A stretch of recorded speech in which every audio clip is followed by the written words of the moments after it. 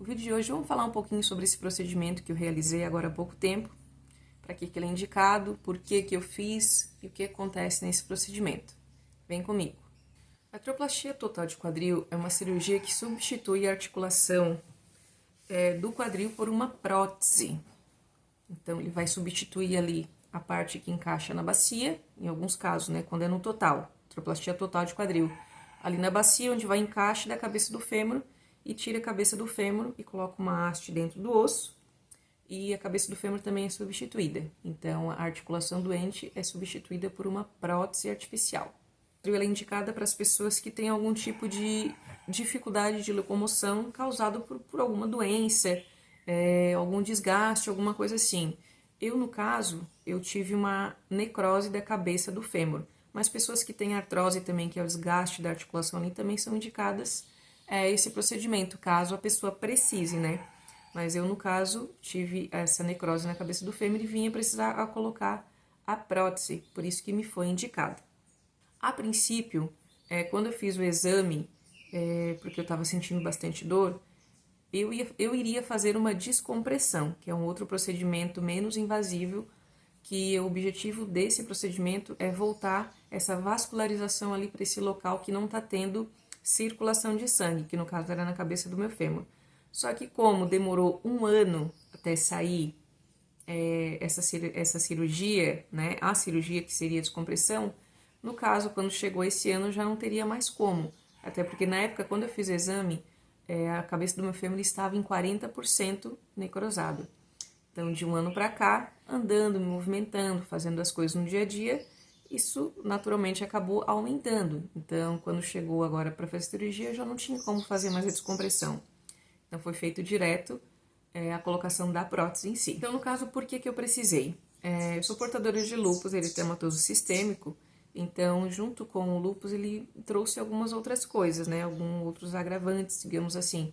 Mas a necrose na cabeça do meu fêmur aconteceu por causa da medicação, do uso do corticoide, tá? Em algumas pessoas que não têm doença também isso pode acabar acontecendo. Mas, normalmente, acontece muito em quem tem doença autoimune, né? Doença crônica como o lúpus, por exemplo. Então, no meu caso, aconteceu isso, pelo uso da medicação do corticoide, doses muito altas por muito tempo, que foi no início da minha crise do lúpus, quando eu fui diagnosticada. Então, acabou acontecendo essa necrose aí da cabeça do meu fêmur. Então, por isso, eu tive que colocar a prótese. O que eu sentia antes de procurar um médico, né, para saber o que estava acontecendo? Eu sentia muita dor na região do quadril, na região da bunda, ali da nádega, né, no meu caso, é do lado direito, e na região da virilha, senti uma queimação muito grande. Então, no começo, quando eu procurei o médico, essa dor não era tão intensa, mas ela já era limitante. Então, eu já não conseguia fazer algumas coisas como atividade física, eu não conseguia me agachar, não conseguia correr, ou andar um pouco mais rápido. Então, essa dor ela foi aumentando com o tempo, gradativamente. Então, esse ano, quando um pouco antes de fechar um ano do diagnóstico da necrose da cabeça do fêmur, eu já não estava mais conseguindo me movimentar consideravelmente. Então, eu já estava usando muleta para fazer praticamente tudo, assim, para caminhar, para fazer todas as coisas que eu tinha que fazer no meu dia a dia. Menos dentro de casa, porque minha casa é pequenininha, então andando daqui para ali, mesmo mancando, é tranquilo. Mas em relação às outras atividades que eu tinha que fazer na rua, caminhar, sair para algum lugar, mercado, independente, qualquer lugar, sempre muleta, até porque essa dor aumentou demais a ponto de me limitar bastante e eu já não estou conseguindo mais andar sem apoio nenhum. Então, querendo ou não, isso prejudica demais a nossa qualidade de vida, né? Bom, falando um pouquinho em relação agora ao pós-cirúrgico, como é que foi lá no hospital e como é que está sendo aqui em casa. Bom, no hospital eu fiquei 24 horas deitada depois da cirurgia, até porque eu recebi cirurgia hack, então foi da cintura para baixo. Então, a recomendação é que fique essas 24 horas, pelo menos no hospital também, para saber se vai ter alguma intercorrência, para saber se vai acontecer alguma coisa ali no corte, né, na incisão, ou até mesmo com a prótese, né? Então, essas 24 horas aí é fundamental que a gente fique no hospital em observação.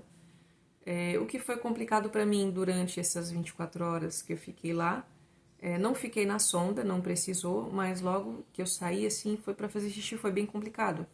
Então, a gente tinha que usar a comadre. Usar a comadre num quarto cheio de gente, por mais que seja sua mulher, Mas, né, tu vai ter que usar o banheiro ali na frente de todo mundo, então essa parte sim foi bem complicada pra mim, ter que usar a comadre.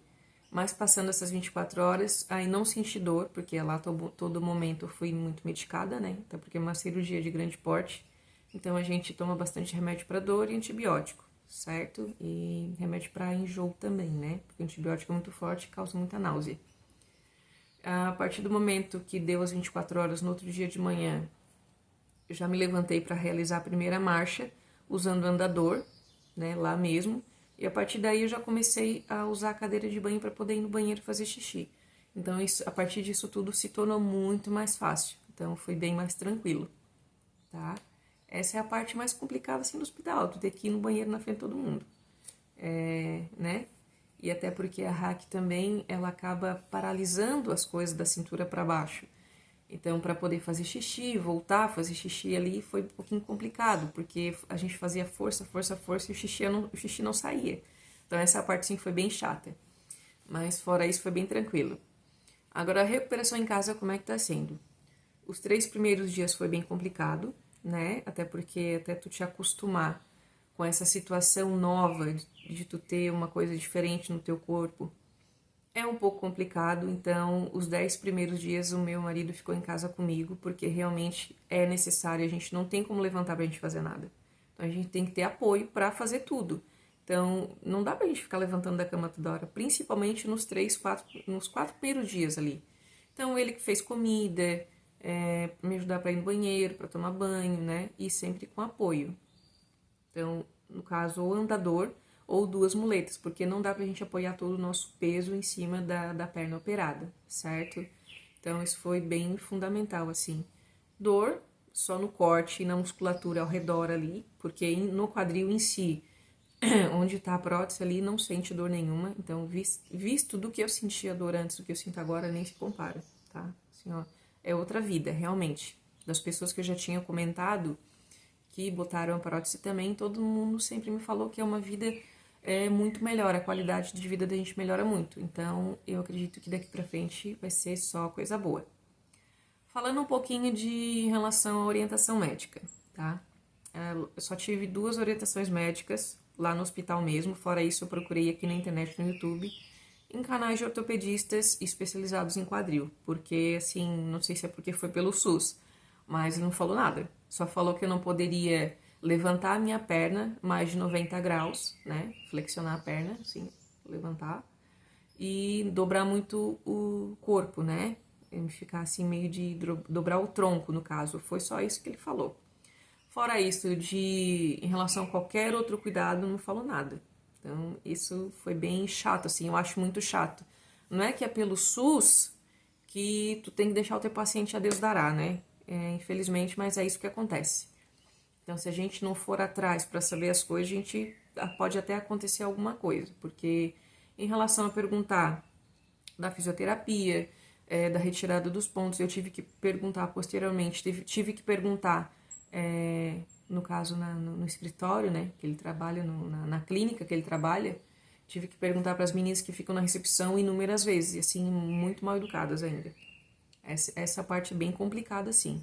Tive que perguntar várias vezes. E se eu não tivesse perguntado, eu tinha tirado ponto antes do tempo, porque ele não me colocou num papel, não colocou nada. Só colocou a quantidade de fisioterapia que eu tenho que fazer, que são 20 sessões, e troca de curativo diária. Só. Que o restante de outra coisa não botou nada. Então, as outras orientações em relação a dormir de lado, a caminhar, até um pouquinho de fisioterapia que eu estou fazendo em casa sozinha, porque eu não fui chamada ainda, que eu estou esperando me encaixarem, né?